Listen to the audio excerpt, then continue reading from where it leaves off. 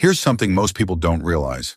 For years, a huge portion of global trade between China and Europe depended on one single route, a rail corridor running straight through Russia. It was fast, efficient, and predictable. But today, that system is quietly changing.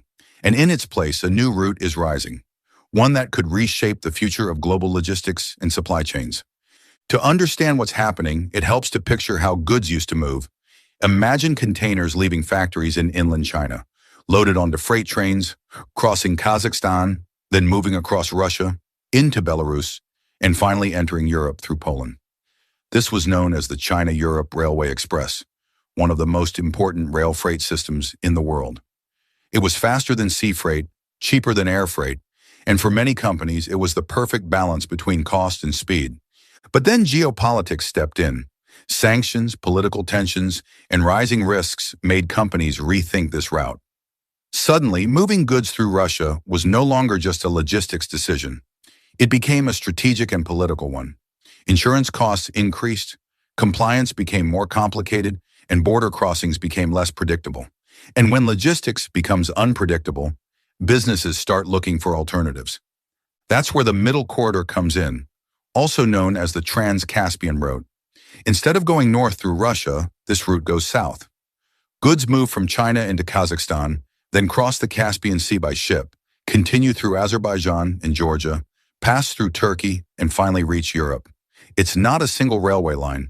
It's a combination of rail, sea, and road. In simple terms, it's a multimodal route, meaning cargo has to switch between different types of transport along the way. At first glance, this might sound less efficient, and in many ways it is.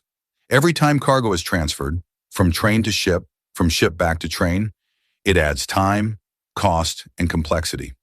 Compared to the old northern route through Russia, the middle corridor can be slower, sometimes taking up to 25 days instead of around 15. It can also be more expensive. But here's the key idea. Modern supply chains are no longer optimized only for speed or cost. They are optimized for resilience. In simple terms, resilience means the ability to keep moving even when something goes wrong. And right now, avoiding geopolitical risk is becoming just as important as saving time or money. Recent events have made this shift very clear. Border disruptions between Poland and Belarus have caused delays for China-Europe rail freight. At the same time, companies across Europe have been actively reducing their reliance on routes that pass through Russia. This is not just a temporary reaction. It's a structural change in how global trade is being organized. As a result, countries along the middle corridor are becoming much more important. Kazakhstan is positioning itself as a major transit hub. Azerbaijan is developing its ports on the Caspian Sea. Georgia is improving its rail connections. And Turkey is emerging as a key bridge between Asia and Europe, both geographically and strategically. In fact, this shift is changing the balance of power in logistics. Countries that were once considered secondary are now becoming central players in global supply chains. At the same time, traditional hubs are facing new challenges. Rail terminals in Eastern Europe, especially those that relied heavily on traffic coming through Russia, are seeing changes in volume and importance.